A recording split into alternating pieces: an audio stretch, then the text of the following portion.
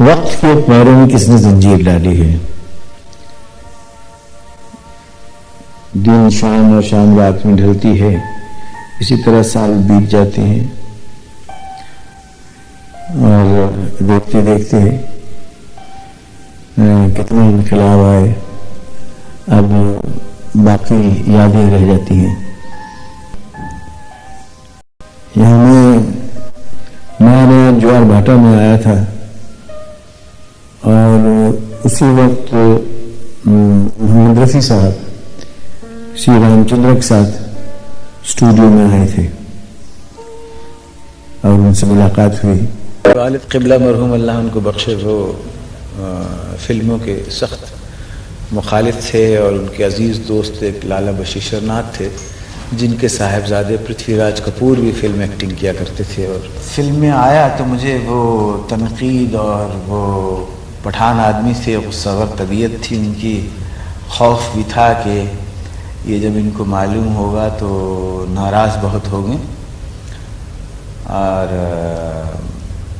اس وقت 2-3 نام سامنے رکھے گئے کہ یوسف خان نام رکھا جائے یا دلیپ کمار رکھا جائے یا باسودیو رکھا جائے. تو میں نے اپنی ذاتی طور سے کہا کہ یوسف خان مت رکھیے اور جو آپ کے دل میں آئے آپ نام رکھ دیجئے. تو بعد میں کچھ کوئی 2-3 مہینے کے بعد جب میں نے اپنا خود اشتہار میں نام دیکھا تو مجھے معلوم ہوا کہ میرا نام دلیپ کمار تجویز کیا گیا.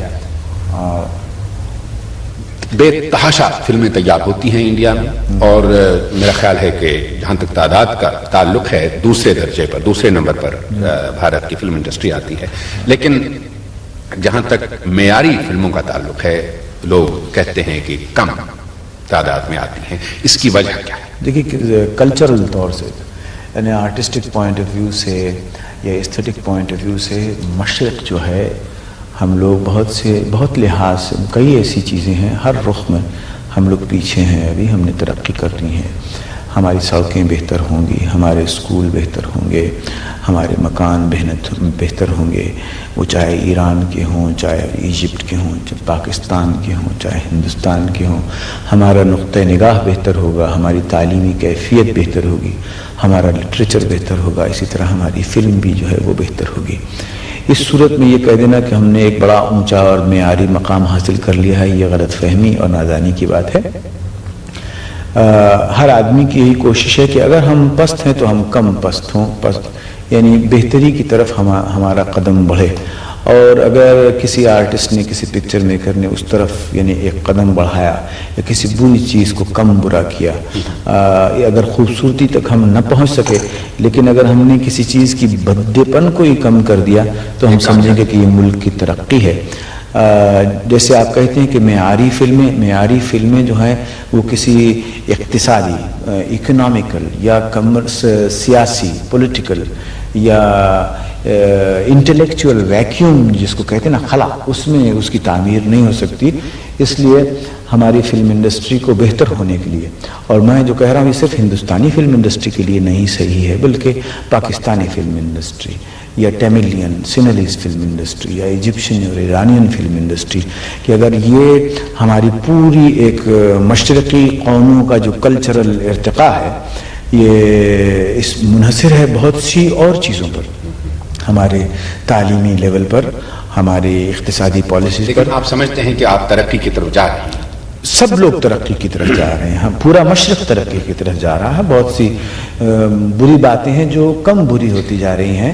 اور یہ جو آپ کچھ کہنا چاہتے ہیں؟ میں صرف یہ کہنا چاہتا تھا کہ بھارت کی فلم انڈسٹری کو لیجیے گا، کیا بھارت کی فلم انڈسٹری نے بھارت کی ترقی کے لیے، کسی بھی ترقی آپ سمجھ لیجیے گا، تمدنی ترقی سمجھ لیجیے گا، زبان کے اعتبار سے ترقی یا سیاسی اعتبار سے وہاں یکجہتی پیدا کرنے میں کیا کوئی رول ادا کیا ہے؟ محض یکجہتی کا ہی سوال نہیں ہے، سوال یہ کہ بہت ایک بڑا وسیع عوام ہیں جن کے لیے کہ ہمارا ہندوستانی فلم بنتا ہے، وہ بہت ہی انٹلیکچوئل کیلیبر کے لوگ یا وہ لوگ جن کے ایستھیٹک اپروول یعنی جن کی صلاحیت آرٹ میں کہ یہ بڑی عمدہ اور بہت بہتر ہے، ان کے لیے نہیں بننا چاہیے، بلکہ وہ غریب طبقہ جو کہ دور دور شہروں میں چھوٹی چھوٹی بستیوں میں پھیلا ہوا ہے، وہ اس فلم کو دیکھیں. بھائی یا بہن کے تعلقات، ماں اور بیٹے کے، بیوی اور اس کے، یہ تعلقات کی جو بہتری جو ہے یہ فلموں میں ان کو ایک قسم کی، اور یہ جو آپ کچھ کہنا چاہتے ہیں. میں صرف یہ کہنا چاہتا تھا کہ بھارت کی فلم انڈسٹری کو دیجیے گا، کیا بھارت کی فلم انڈسٹری نے بھارت کی ترقی کے لیے، کسی بھی ترقی آپ سمجھ لیجیے گا، تمدنی ترقی سمجھ لیجیے گا، زبان کے اعتبار سے ترقی یا سیاسی اعتبار سے وہاں یکجہتی پیدا کرنے میں کیا کوئی رول ادا کیا ہے؟ محض یکجہتی کا ہی سوال نہیں ہے، سوال یہ کہ بہت ایک بڑا وسیع عوام ہیں جن کے لیے کہ ہمارا ہندوستانی فلم بنتا ہے.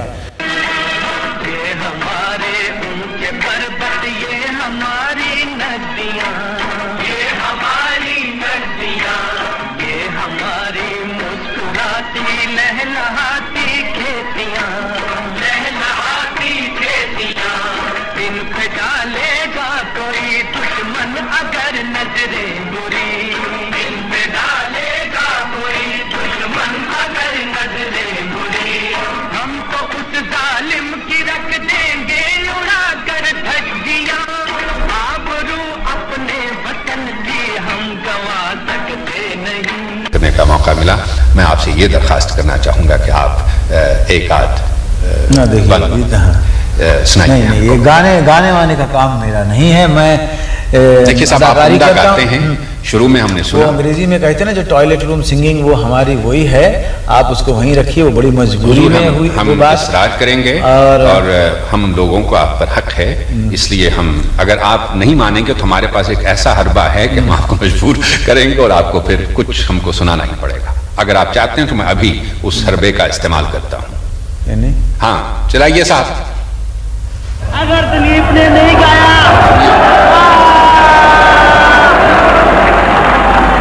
ذرا سارے زور دی بازو، دلیپ کمار.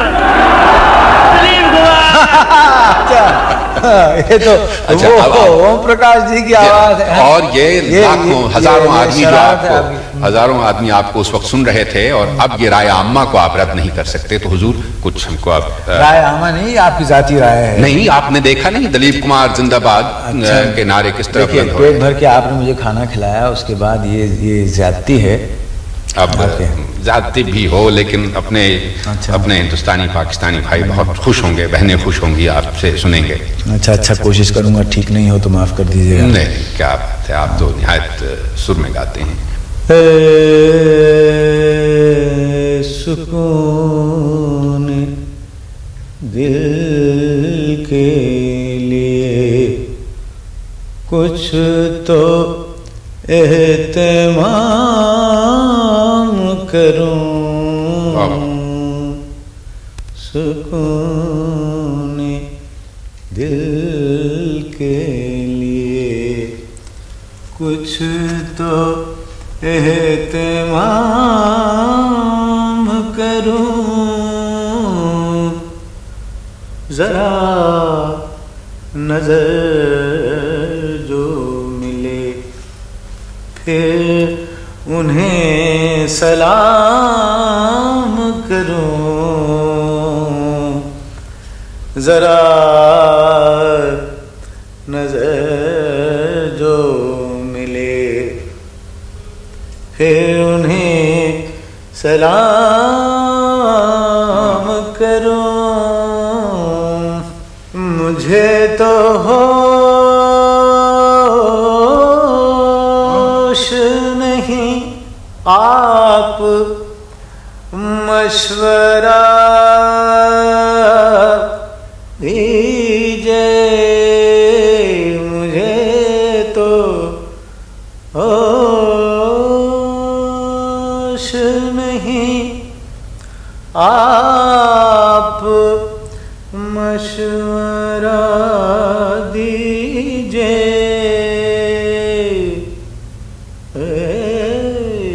کہاں سے چھیڑوں فسانہ، کہاں تمام کروں کہاں سے چھیڑوں فسانہ کہاں تمام کروں ذرا نظر جو ملے پھر انہیں سلام کروں. بہت بہت شکریہ. بہت بہت شکریہ. جب جیسے بھی الٹا سیدھا میں سمجھ جی میں نہیں, آیا نہایت ہی عمدہ, نہایت عمدہ. اور تھوڑی سی میں کافی پی لوں اسی بات پہ. ضرور ضرور, میں بھی اگر اجازت ہو تو میں بھی ایک ہمارے بعد اس محفل میں افسانے بیاں ہوں گے.